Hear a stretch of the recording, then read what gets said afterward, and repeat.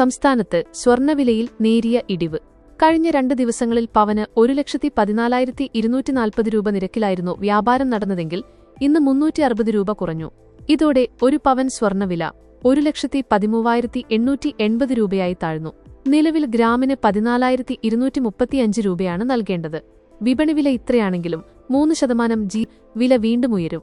സ്വർണത്തോടൊപ്പം വെള്ളിവിലയിലും മാറ്റമുണ്ട്. ഇന്ന് ഗ്രാമിന് 279.90 രൂപയും കിലോയ്ക്ക് 2,79,900 രൂപയുമാണ് നിരക്ക്.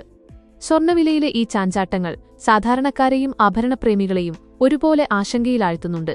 പശ്ചിമേഷ്യൻ സംഘർഷങ്ങൾ തുടരുന്നതാണ് സ്വർണ്ണവിലയെ സ്വാധീനിക്കുന്ന പ്രധാന ഘടകം. മാർച്ച് മാസത്തെ അപേക്ഷിച്ച് ഏപ്രിൽ മാസത്തിൽ സ്വർണ്ണവിലയിൽ വലിയ വർധനവാണ് രേഖപ്പെടുത്തുന്നത്. ജനുവരി 29-നാണ് സ്വർണ്ണവില ചരിത്രത്തിലെ ഏറ്റവും ഉയർന്ന നിരക്കിലെത്തിയത്. അന്ന് പവന് 1,31,160 രൂപയായിരുന്നു വില.